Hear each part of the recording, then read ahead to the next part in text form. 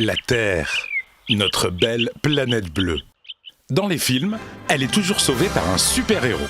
Dans la vraie vie, on l'attend encore. Mais le péril, lui, il existe bien, c'est le changement climatique. Explication. À l'origine du changement climatique, il y a les gaz à effet de serre. Ces gaz forment une couche qui se concentre dans le haut de l'atmosphère. Les gaz à effet de serre sont naturellement présents dans l'atmosphère depuis toujours. Ces gaz ont un rôle de régulateur pour notre planète. Ils gardent la chaleur du soleil et maintiennent la Terre à une température moyenne de 15 degrés. Sans eux, il ferait très froid, environ moins 18 degrés.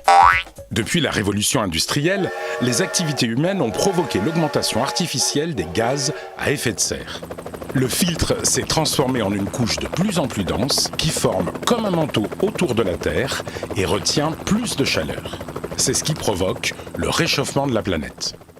D'après les scientifiques, la température moyenne de la Terre devrait augmenter de 1 à 5 degrés d'ici 2100. 5 degrés, ce n'est pas énorme, me direz-vous. Détrompez-vous.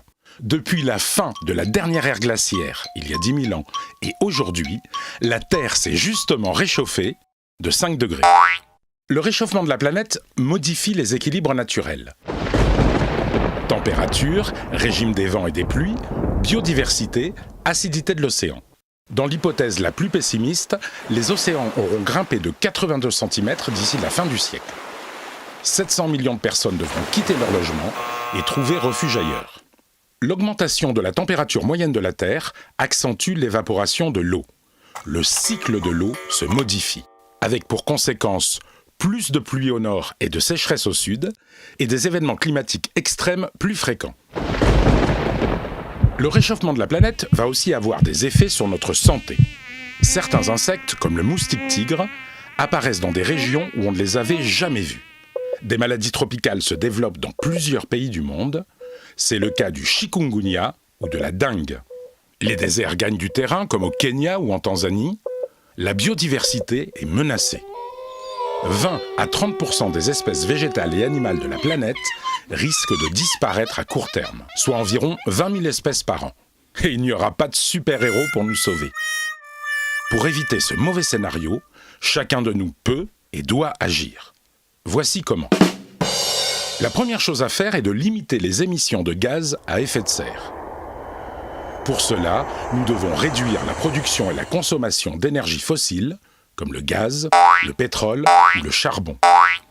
Dans le même temps, il faut continuer à développer les énergies renouvelables, le solaire, l'éolien, l'hydraulique, la géothermie, les biocarburants, mais aussi lutter contre la déforestation tropicale.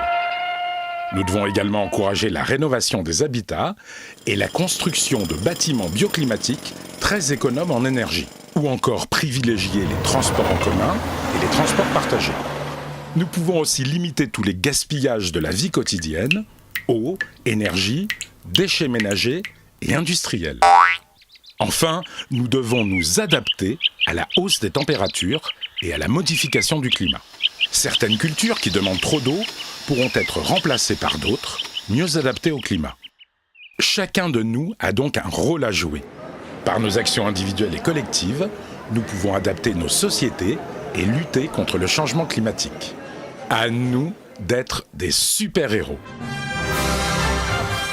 Retrouvez toutes les solutions sur le site de l'ADEME.